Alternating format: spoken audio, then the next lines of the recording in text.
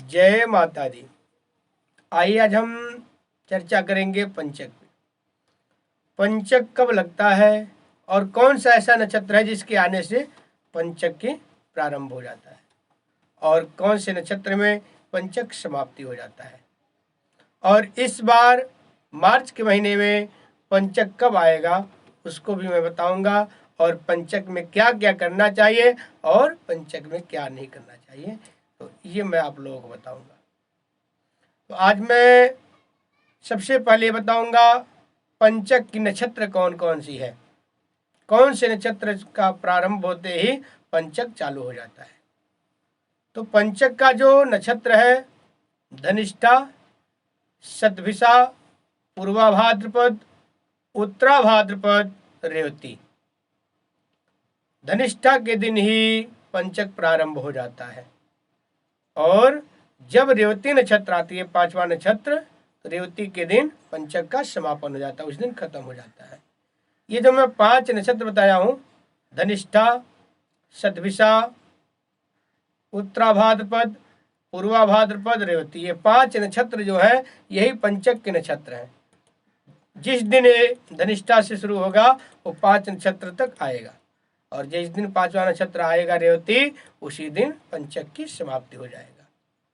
पंचक समापन होने के बाद आप जो है कुछ कार्य ऐसे होते हैं पंचक में नहीं किया जाता है, तो पंचक समापन के बाद ही करें। अब कौन कौन सा काम आपको पंचक में नहीं करना है वो मैं आपको बता देता हूँ। आप अगर कितना भी जरूरी हो उस कार्य को न करें। जब पंचक लग जाता है तो छत का ढलैया नहीं करवाना चाहिए, वो अच्छा नहीं माना जाता है। अगर आपके घर में खाट है तो खाट जब ढीला हो जाता है तो उसको टाइट करवाते हैं, बिनवाते हैं, तो उसको खाट को टाइट भी नहीं करवाना है, गुनवाना भी नहीं है। नया खाट अगर आप बनवा रहे हो तो पंचक जब लगा है तो इसमें खाट नहीं बिनना चाहिए, नहीं गुनना चाहिए। घर में अगर मकान बन रहा हो, पीलर जब आप बनाते हो तो पीलर में ढलैया भी पंचक में नहीं किया जाता है, पंचक के बाद करना है। तो आप लोग ध्यान रखेंगे, पंचक में छत की ढलैया और खाट नहीं गुनवाना है, न बिनवाना है, और आप लोग अपने घर में पीलर का भी ढलैया पंचक में नहीं करेंगे। पंचक जब समाप्त हो जाएगा तब आप लोग ये सब काम करें।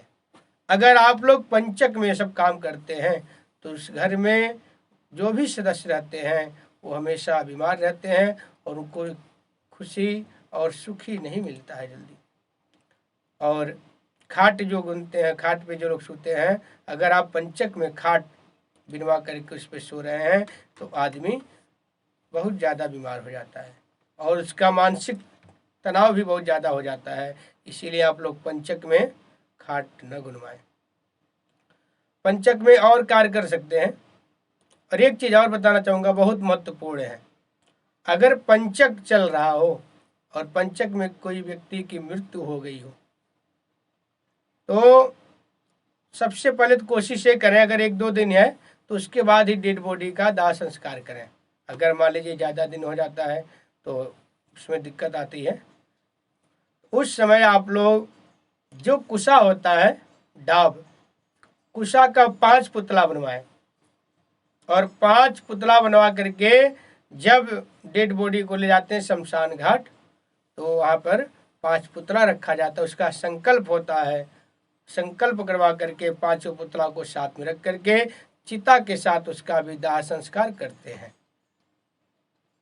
तो इस प्रकार से किसी की मृत्यु हो जाती है तो 5 पुतला कुशा का अवश्य बनाएं और जो कुशा का पुतला होता है उसके साथ ही 100 के साथ उसका दाह संस्कार करें, तब वो जो भी उसका दोष होता है पंचक का वो समाप्त हो जाता है।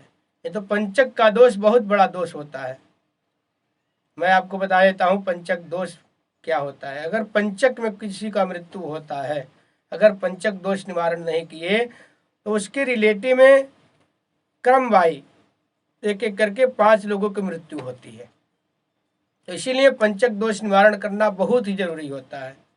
आप लोग ध्यान देना, कभी भी ऐसा होता है अगर पंचक में किसी का मृत्यु हो जाता है, भगवान न करे ऐसा हो, लेकिन अगर देखिए ये तो एक सच्चाई है, जीवन का ही एक सच्चाई है, जन्म और मृत्यु। जो जन्म लिया है उसका मृत्यु अवश्य होना है, ये तो सबको पता है। तो इस परिस्थिति में आप लोग 5 पुतला बना करके दाह संस्कार कर दें, और उसका मंत्र होता है, उसका जप भी होता है, उसका जप करवा दें, जिससे कि पंचक दोष खत्म हो जाए और दूसरे के ऊपर इसका दोष न हो। तो इस प्रकार से पंचक है, इस बार मैं बता दिया हूँ। 11 मार्च को पंचक प्रारंभ होगा और 15 मार्च तक रहेगा।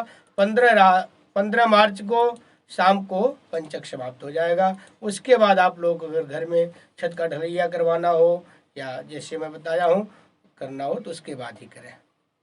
तो जो लोग भी इस वीडियो को देख रहे हैं वो लोग कमेंट में जय माता दी अवश्य लिखें। कमेंट में जय माता जी आप लोग अवश्य लिखें। अगर किसी को कुछ भी जानकारी लेना हो, कुछ भी पूछना हो तो आप लोग कमेंट के माध्यम से पूछ सकते हैं। अगर आप लोग बात करना चाहते हैं तो नीचे लिखे गए नंबरों पे आप लोग संपर्क कर सकते हैं। जो भी जानकारी लेना है आप लोग जानकारी ले सकते हैं। तो आइए इस वीडियो से हम विदा लेते हैं, फिर अगली वीडियो जल्दी ही इसी तरह के लेकर के आपके सामने आएंगे। आप सभी का बहुत बहुत धन्यवाद।